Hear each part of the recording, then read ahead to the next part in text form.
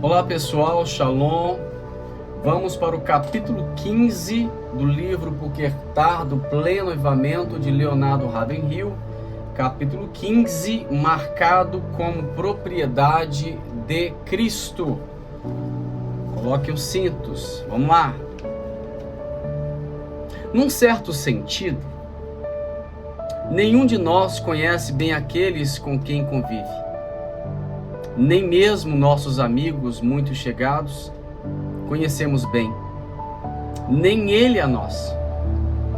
Para conhecermos bem uma pessoa, precisaríamos saber todas as influências que recebeu da hereditariedade ou do meio ambiente, bem como todas as decisões que já tomou e que fizeram dela o que é no presente.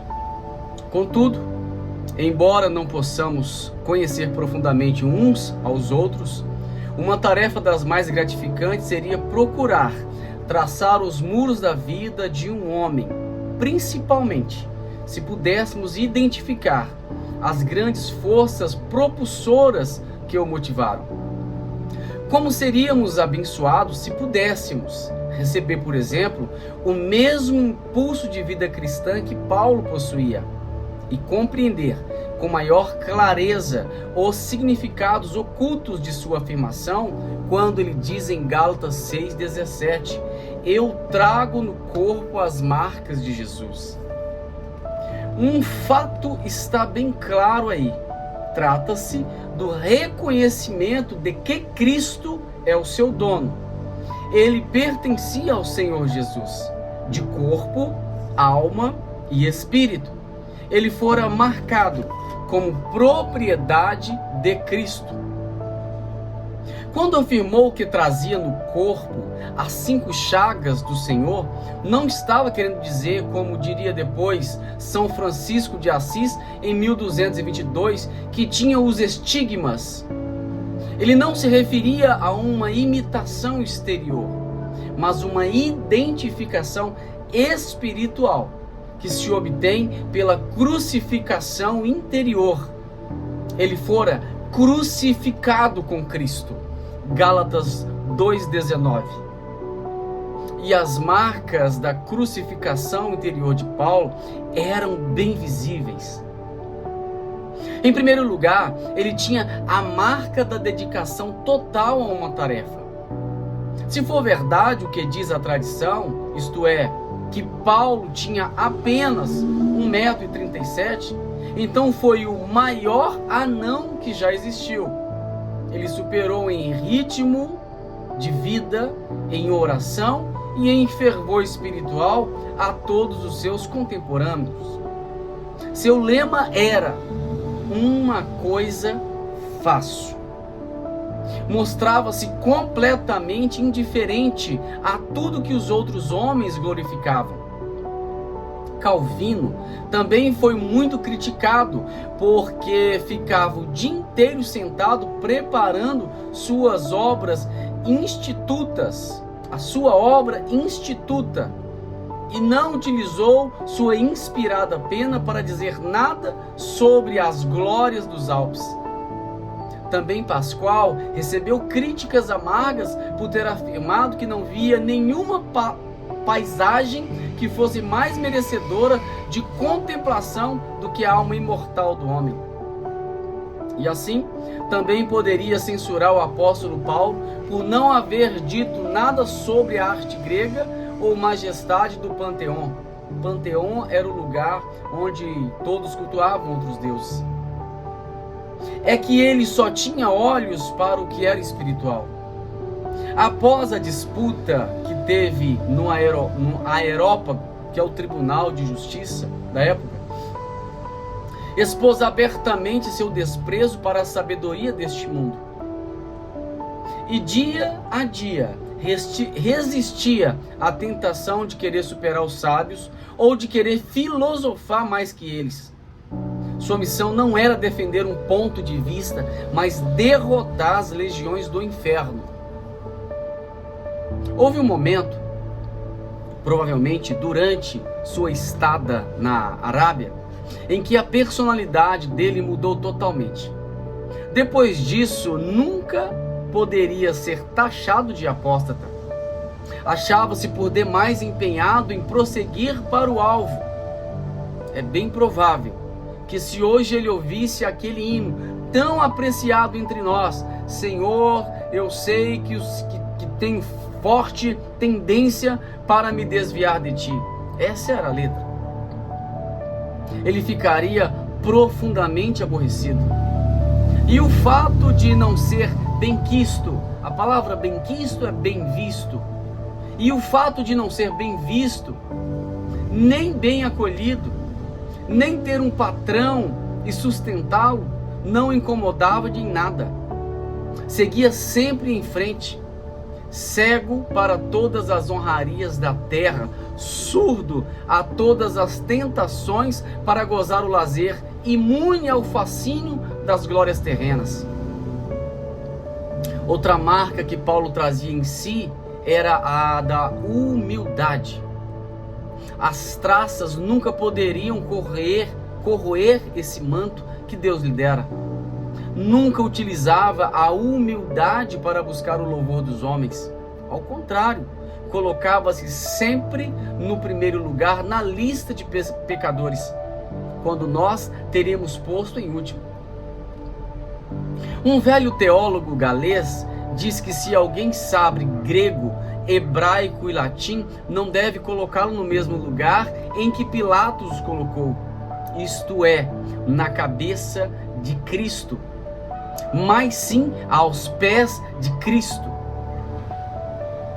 Mas o que para mim, olha a frase dele, era lucro, isso considerei perda por causa de Cristo, afirma Paulo. Que paz de espírito a humanidade nos proporciona, que gozo é saber que não temos nada a perder. Como Paulo não tinha uma alta opinião acerca de si mesmo, não temia sofrer uma queda. Ele poderia ter se pavoneado com os belos mantos de um reitor de universidade hebraica. Pavoneado, ostentado, ele não fez isso, mas brilhou muito mais usando as vestes de um espírito humilde e tranquilo. Uau! Paulo foi marcado também pelo sofrimento. Aqui começa a ficar forte. Vejamos só as instruções que ele cita em Romanos 8. Tive fome, perigo, nudez ou espada, tipos de sofrimento que causam desconforto físico. E ainda na tribulação, talvez da mente, entre aspas, entre parênteses, angústia e perseguição, entre parênteses, do espírito, ele suportou todos. Esse judeu missionário guerreou contra os filhos dos homens e contra tudo que fizesse guerra contra Deus. Esse príncipe dos pregadores nunca poupava seu inimigo. O príncipe do inferno nem era poupado por ele.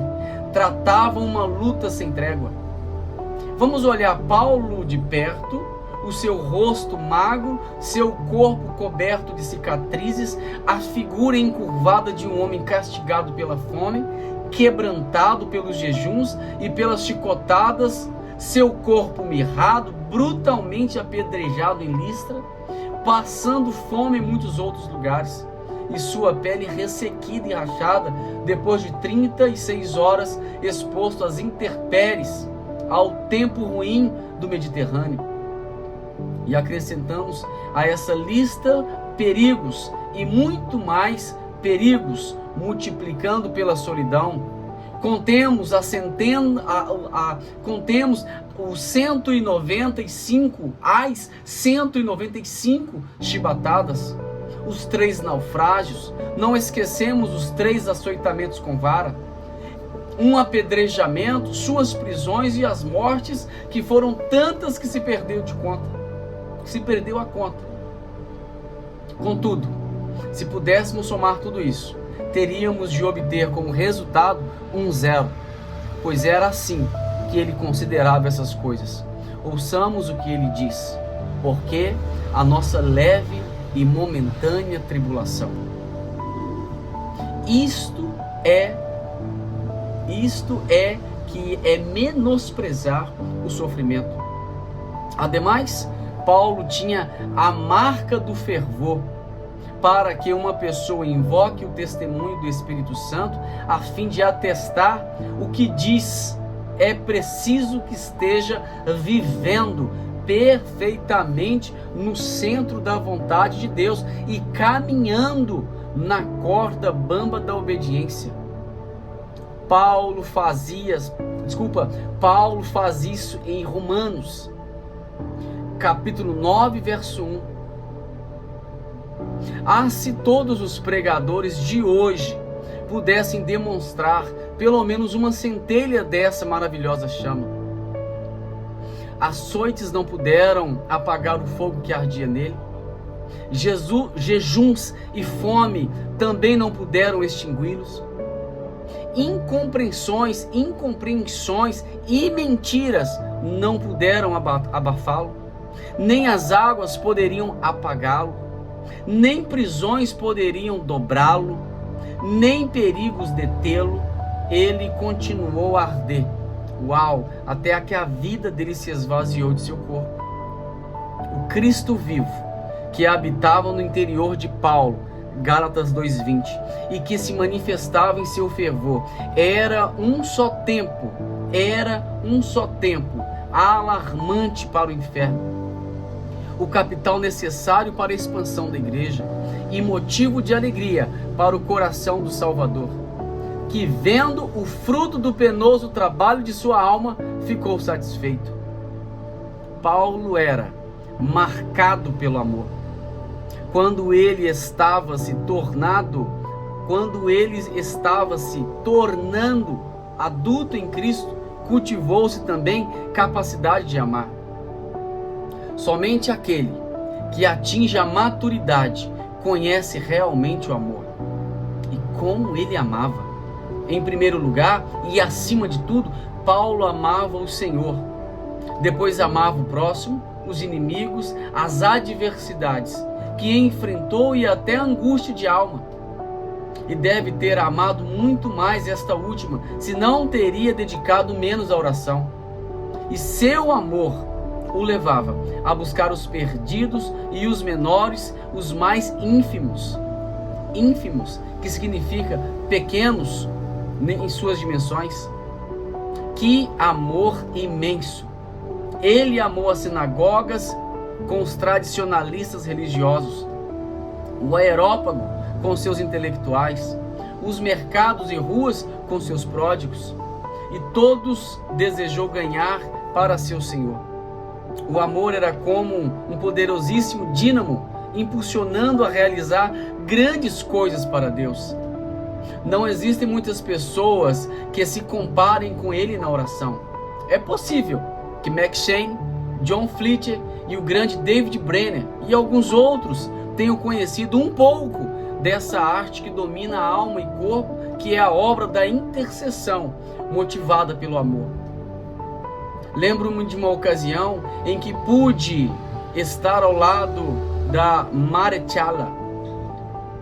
Marechalla, quando o autor se refere, é a senhorita Catarina Bolt Seaburn, filha do general William Bolt, fundador do Exército da Salvação, que foi ela própria uma grande missionária. Então ele lembra dessa expressão. Quando então entoávamos um maravilhoso hino de sua composição, dessa mulher: tenho um amor que se constrange a ir aos perdidos buscar, entrego, Senhor, todo o meu ser a ti, para qualquer preço os salvar. Não se tratava de uma declaração emocional. Essa mulher pagou o preço de prisões, privações, sofrimento e pobreza. Ao que parece, Charles Wesley estava buscando o máximo de Deus quando escreveu: não desejo mais nada na terra, a não ser possuir seu puro amor em seu coração. E mais recentemente, M. Carmichael fez a seguinte petição: dá-me um amor que me impulsione, uma fé que não esmoreça diante de nada. Não há dúvida que essas pessoas se encontravam prestes a descobrir o segredo do poder para ganhar almas, presente na vida dos apóstolos. Os grandes ganhadores das almas, foram sempre indivíduos cheios de uma grande paixão pelos perdidos. Todos os seus interesses menores eram suplantados pelo amor maior. Foi seu grande amor pelo amado de sua alma que os fez chegar às lágrimas. Aleluia! Ao labor intenso e ao triunfo final. Como podemos nós, que vivemos numa hora de treva, dar-nos o luxo de amar menos? Desejo amar-te, ó Deus, e demonstrar esse amor em atos, pensamentos e palavras. Com esse amor poderei andar em justiça e servir-te como devo. O amor torna mais leve as tribulações e suaviza a dificuldade. O amor se seguirá sem questionar, agirá com ousadia e triunfará. Brevemente, milhões de pessoas receberão a marca do anticristo, querendo ou não. Será que nos esquivaremos de receber em nosso corpo, alma e espírito a marca do nosso Senhor? As marcas de Jesus? O processo de marcar é doloroso. Será que estamos prontos a nos submeter a Ele? Ostentar uma marca é carregar sempre a humilhação de ser escravo. Queremos mesmo ser marcados como propriedade de Cristo? Uau! Paulo dizia: eu pelo Evangelho vos gerei em Cristo. Palavra de Andrew Bonar: ore, meus irmãos, ore. Ore a despeito das oposições de Satanás. Passe horas em orações. Prefira negligenciar a companhia do amigo que deixe de orar. Prefira jejuar. Abster-se dos desjejum do almoço, do jantar e não dormir do que deixar de orar. E não adianta ficarmos conversando sobre oração. Temos que orar muito e com fervor. A vinda do Senhor está próxima. Ele virá despercebidamente, quando as virgens estiverem dormindo.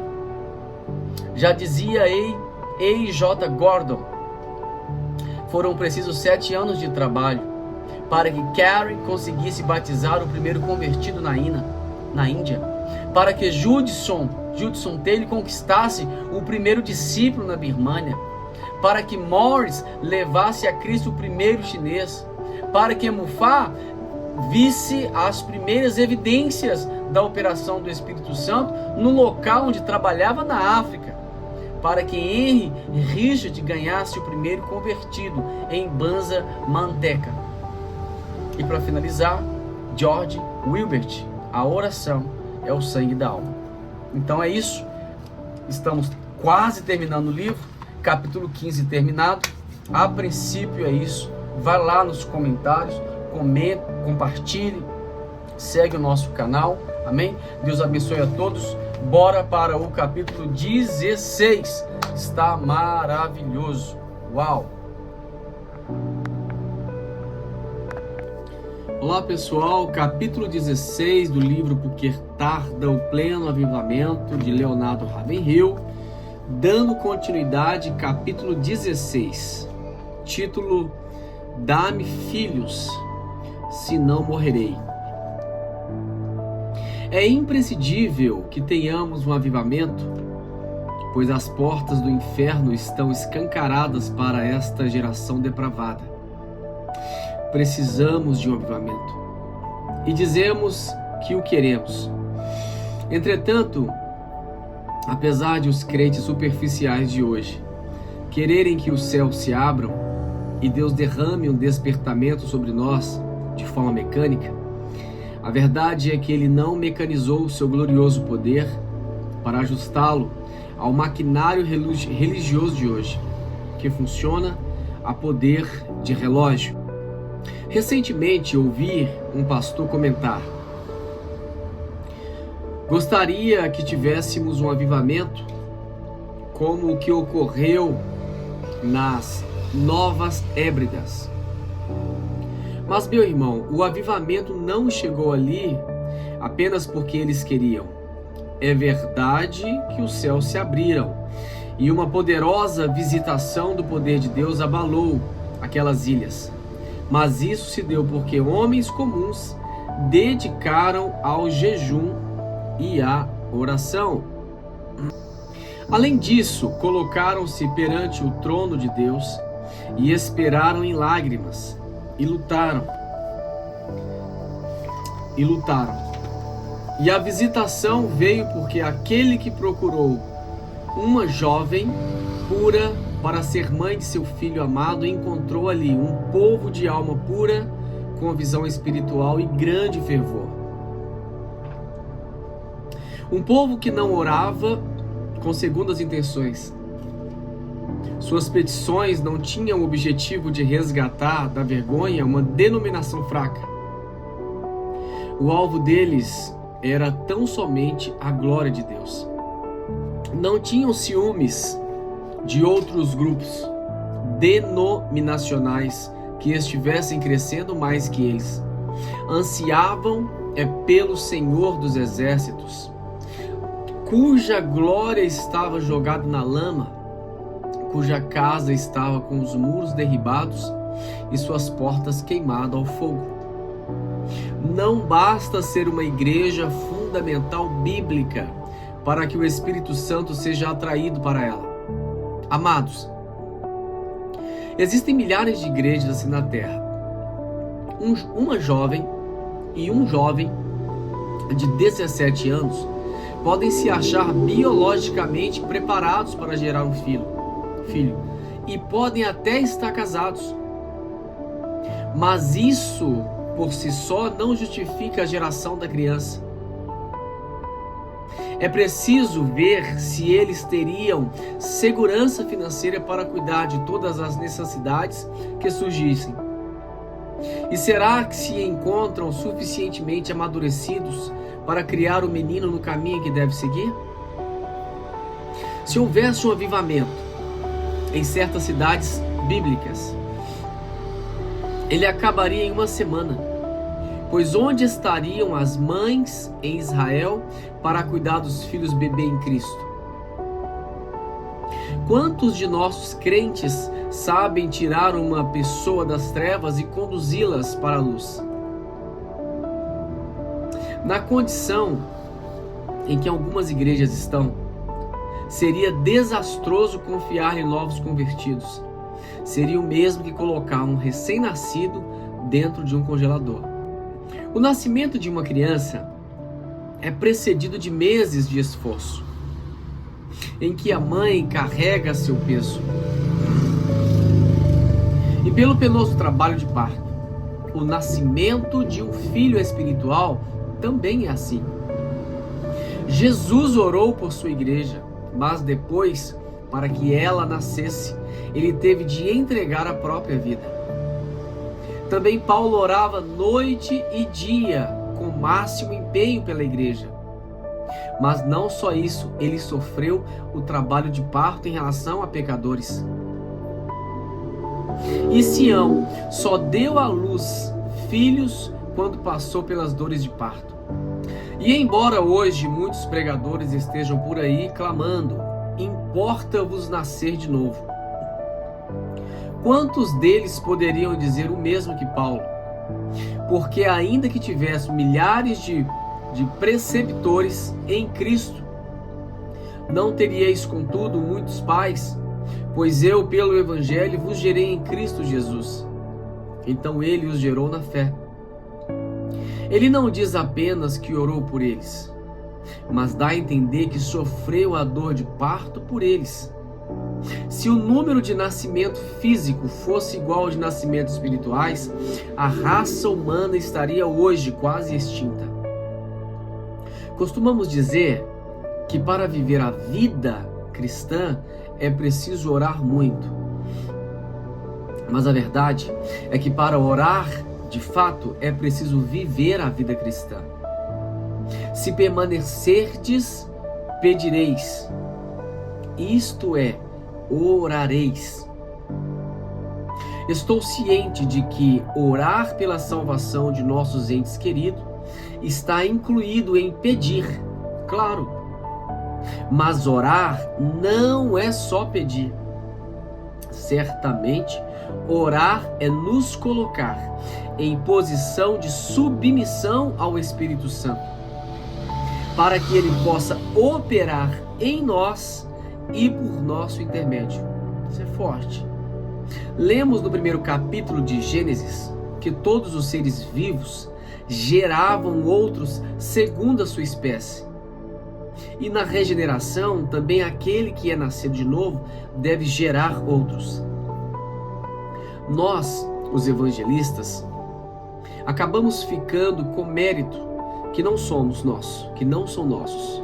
Sei de uma senhora crente na Irlanda que está sempre orando para este pobre pregador.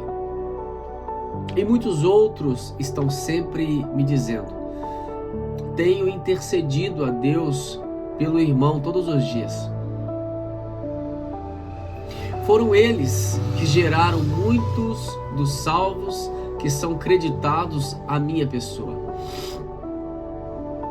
Na verdade, em muitos casos, eu apenas atuo como uma espécie de parteiro. No dia do juízo, veremos crentes desconhecidos receberem um maravilhoso galardão. Às vezes penso que nós, os pregadores, que estamos sempre aparecendo perante o público, estaremos entre os que serão menos galardoados. Conheço, por exemplo, alguns que hoje pregam sermões que pregaram há 20 anos e que não servem mais para gerar filhos espirituais. Esse tipo de pregador é dos que oravam e não oram mais. Faz algum tempo um deles me confessou: não, irmão, hoje não oro mais quanto orava antigamente. Mas sei que Deus compreende minha situação.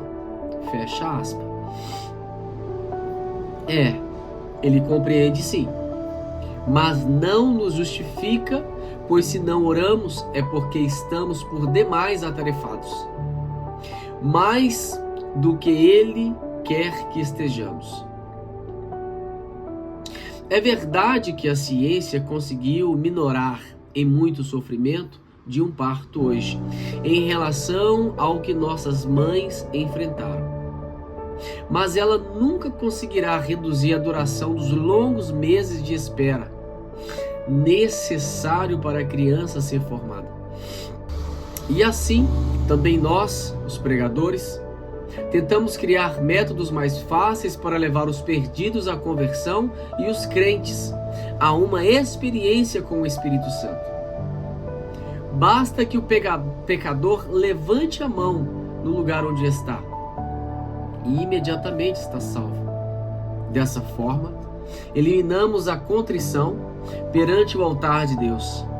E depois, para que uma pessoa seja cheia do Espírito Santo, dizemos: fique de pé no seu lugar e o evangelista irá orar por você. E assim será cheio do Espírito. Que vergonha! Ah, que vergonha, meu irmão! Para que ocorra o milagre, para que haja um verdadeiro avivamento e uma alma seja regenerada, é preciso trabalho de parto. Assim também, muitas vezes, os intercessores sentem o peso das iniquidades da nação e derramam a alma perante Deus em favor dela, a altas horas da noite. Há casos em que a mulher grávida perde a vontade de alimentar, ou é obrigada a abster de certos alimentos em benefício da vida que carrega no ventre. Assim também, os crentes que se sentem envergonhados com a esterilidade da igreja, esses crentes fazem jejuns, e são levados, por um grande amor aos perdidos, a permanecer em silenciosa intercessão perante o Senhor. Da mesma forma como as mulheres, até certo tempo atrás, procuravam evitar aparecer em público quando se aproximava a hora do parto, também aqueles que sofrem a dor de parto pelos perdidos e procuram recolhimento para buscar a face do Deus Santo. Uau, como isso é forte! A Bíblia diz claramente que Jacó amava Raquel, e mais do que a Lia. Contudo, Lia governava mais da alegria de ser mulher, pois tinha filhos. Jacó havia trabalhado 14 anos por causa de Raquel, mas toda essa sua devoção não servia de consolo para ela, pois ela era estéril. Obviamente, Jacó deve ter demonstrado seu amor por ela dando-lhe joias, como era de costume na época. Mas as coisas que o dinheiro compra não lhe serviam de consolo. E embora Raquel fosse uma mulher bonita, nem sua beleza, nem o fato de que outros a admiravam compensavam a ausência de filhos. E ainda por cima havia sempre o doloroso quadro ante seus olhos. Lia com seus 4 garotos à roda de sua saia, enquanto ela, a estéril Raquel, era o alvo de zombaria de todos. Posso imaginar essa mulher com os olhos vermelhos de chorar, mais brilhantes até que os da própria Lia, talvez com os cabelos desgrenhados, a voz rouca de pranto, procurando Jacó, frustrada por causa de sua esterilidade, sentindo-se humilhada e desesperada com sua condição e gritando: dá-me filhos, senão eu morro. Gênesis 31. Esse apelo deve ter-lhe penetrado o coração como uma espada. Aplicando isso ao plano espiritual, podemos dizer que se não tratava de uma oração de rotina, era um apelo de uma pessoa dominada pela vergonha e pela dor, e muito quebrantada por sua esterilidade. Meu irmão pregador, se a sua alma se acha estéril e se seus olhos não vertem lágrima, se não há convertido em sua igreja, não se acomode pelo fato de que pelo menos é um pregador popular. Não se deixe consolar pelos títulos que possui, pelos livros que já escreveu. Se você é espiritualmente incapaz de gerar filhos, rogue fervorosamente ao Espírito Santo que derrame tristeza em seu coração. Que vergonha são nossos altares estéreis. Será que o Espírito Santo se deleita com nossos órgãos elétricos, nossos corredores acarpeteados e nossa decoração quando o berçário está vazio? Não. Há que silêncio mortal de nossos santuários seja quebrado com o bendito choro dos recém-nascidos. Não existe uma fórmula única para avivamento. Embora nasçam crianças todos os dias, em toda parte, sempre da mesma forma, são todas diferentes umas das outras. Assim também em todas as eras tem havido avivamento, gerados pelo mesmo processo, angústia de alma, oração incessante e preocupação com a esterilidade. Mas todos eles são diferentes entre si.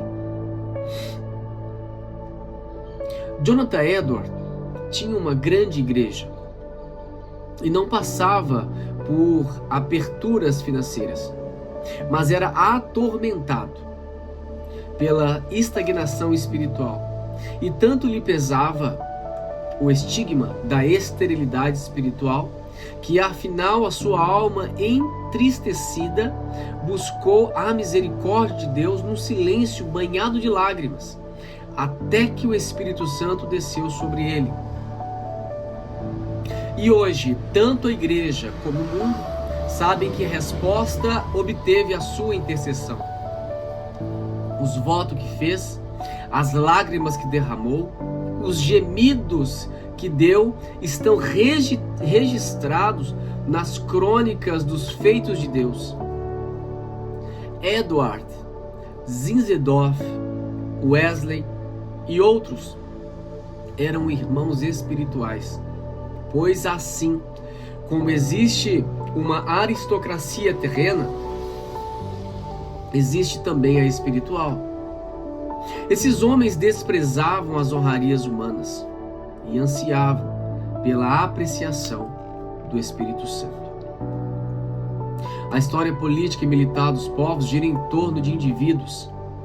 Ela contém um sem número de nomes daqueles que chegaram ao poder e fizeram o mundo tremer. Pensemos no gênio maligno de Hitler. Por exemplo, quantos reis ele derrubou? Quantos governos depôs? Quantos milhões de pessoas mandou para o túmulo? Ele foi para a nossa época um flagelo pior do que 10 pragas para o Egito. Ele queria fazer uma coisa e fez. A Bíblia diz que nos últimos dias os ímpios irão praticar impiedade, mas o povo que conhece ao seu Deus se tornará forte e ativo. Daniel 11:32, parte B.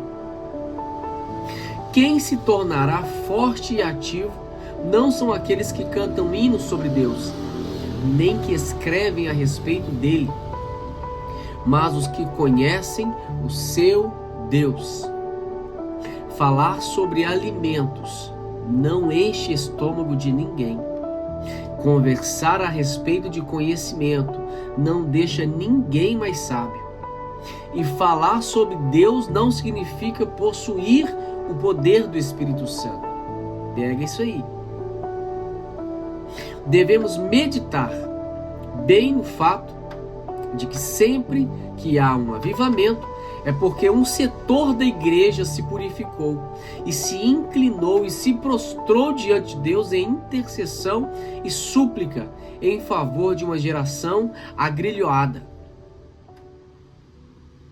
Yes. Com falsas religiões e enferma com os milhões que perecem,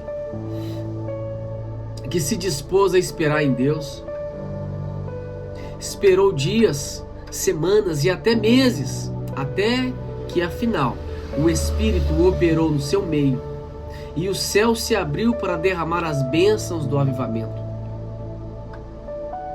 Foram as mulheres estéreis da Bíblia que geraram os homens mais nobres das Escrituras. Sara, que foi estéril até a idade de 90 anos, gerou Isaac. Raquel, em resposta a seu clamor, dá-me filho, senão morrerei, gerou José, que foi o libertador da nação. A esposa de Manoá gerou Sansão, outro libertador.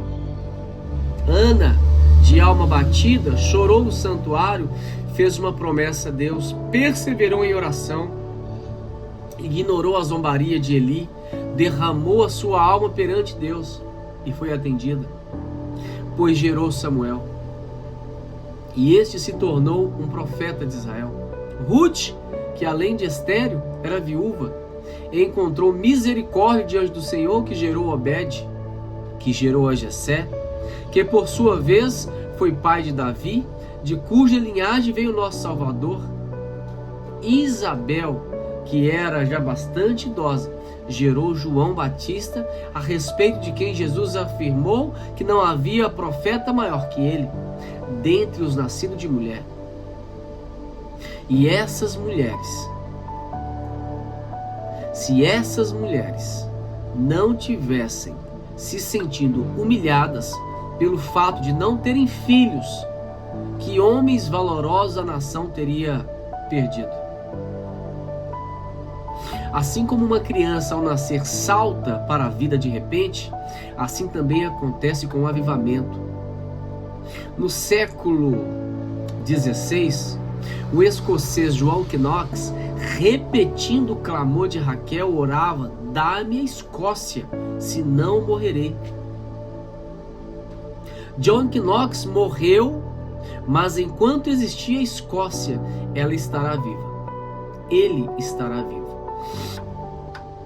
O mesmo se deu com Zinzendorf, que envergonhado, ferido, humilhado, vexado,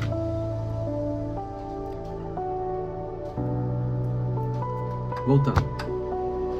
O mesmo se deu com Zinzendorf, que envergonhado pela falta de amor e pela esterilidade espiritual que caracterizava as igrejas dos morávios, se quebrantou e se deixou guiar pelo Espírito Santo até que, de repente, o avivamento veio dia 13 de agosto de 1727, numa quarta-feira, às 11 horas da manhã. E assim teve início o despertamento dos morávios, que se deu origem a um grupo de oração que durou 100 anos, que por sua vez promoveu o surgimento de um movimento missionário que levou o evangelho aos confins da terra. A igreja de nossos dias devia estar mais empenhada em evangelismo que gere filhos, mas na realidade está mais envolvida em programas estéreis. É verdade que as técnicas de parto se modificaram bastante com o avanço da ciência, mas como já dissemos e vamos repetir, a ciência, esse Deus dos médicos, não pode reduzir o tempo de gestação. Irmãos, nós estamos perdendo a batalha no fator tempo. Repito, irmãos, nós estamos perdendo a batalha no fator tempo. O pregador e a igreja estão ocupados demais para orar. Estão mais atarefados do que Deus gostaria que estivessem. Se dermos nosso tempo para Deus, Ele nos confiará vidas eternas. Se resolvermos reconhecer a nossa impotência espiritual, Ele fará sobressair nosso direito como o sol ao meio-dia. A igreja hoje tem uma multidão de conselheiros, mas onde estão os intercessores? E embora ela possa se gabar de que nunca em sua história teve em termos numéricos uma frequência tão grande, tem de admitir também que nunca teve um número tão baixo de novos nascimentos. O rol das igrejas está aumentando, mas não necessariamente o reino de Deus. Conheço uma família cujos filhos são todos adotivos. Acho que muitos dos pregadores hoje estão adotando filhos mais do que gerando. O adversário da multiplicação é a estagnação. Eu vou repetir. O adversário da multiplicação é a estagnação. Forte. Quando os crentes se preocuparem por não estar gerando filhos espirituais, e quando ficarmos cansados de nossa esterilidade de alma, então começaremos a vibrar com um temor santo e a orar com um fervor santo e a gerar com uma santa fertilidade na, entre aspas, fecha aspas, empresa de Deus. Não se faz, entre aspas, liquidações, pois o preço do avivamento é sempre o mesmo, o trabalho de parto. Não há dúvida de que esta geração em ruína precisa de um avivamento. Estou bem ciente de que alguns, pelo fato de estarem adormecidos, irão escudar-se na soberania de Deus e rebater. Quando Deus decidir operar, o avivamento virá. Isso é verdade, mas não toda verdade. Você acha que Deus está satisfeito ao ver que 83 pessoas morrem por minuto sem Cristo? Ou quem sabe acredita que agora Ele está querendo que muitos pereçam? Ou tem o desplante de afirmar que quando Deus resolver erguer o calcanhar e abater seus inimigos, aí sim poderemos ter um avivamento? E isso para mim chega às raias da blasfêmia. Nunca. Se isolarmos um trecho de um verso, retirando de um contexto, podemos provar pela Bíblia o que quisermos. Vejamos, por exemplo, o texto que diz: ora, aquele que é poderoso para fazer infinitamente mais do que tudo quanto pedimos ou pensamos. E paramos aí. O sentido dele será: Deus pode fazer tudo, mas ainda não se deu o trabalho de fazer. Citando esse verso assim, impropriamente, atribuímos a Deus a culpa pelo fato de ainda não termos experimentado o avivamento. Mas vamos concluir o texto, pode ser? O poderoso, mas ele é poderoso para fazer, conforme o seu poder que opera em nós. Uau! Agora o sentido é o que o canal para recebimento da bênção está bloqueado. Agora o sentido é que o canal para o recebimento da bênção está bloqueado. Deus não pode abençoar esta geração, porque a igreja não tem poder. Então, se não temos o avivamento, a culpa é nossa. Charles Finney afirma: o avivamento está contido em Deus. Portanto, podemos gozar de um despertamento espiritual conforme o seu poder que opera em nós, pois receberemos poder ao descer, sobre nós o Espírito Santo. Uau! E não se trata de poder para realizar milagres, pois os discípulos já realizavam antes mesmo do Pentecostes. E também expulsavam demônios. Também não é poder para agonizar e nem para pregar, nem para traduzir a Bíblia, e nem para conquistar novas terras para o Senhor. Tudo isso é válido. Mas será que temos o poder do Espírito Santo para restringir a força do diabo, para destruir as fortalezas e obter o cumprimento das promessas? O que o inferno mais teme, senão uma igreja ungida por Deus, dinamizada pela oração? Amados, vamos deixar de lado as questões supérfluas. Esquecemos as diferenças denominacionais. Vamos nos consagrar inteiramente à oração e ao ministério da palavra. Pois a fé vem pela pregação. Envergonhemo-nos da impotência da igreja. Sintamos profunda tristeza pelo monopólio que o diabo exerce sobre os perdidos. E então clamaremos com espírito angustiado e com profundo sentimento: dai-me filhos, senão morrerei. Amém. Uau!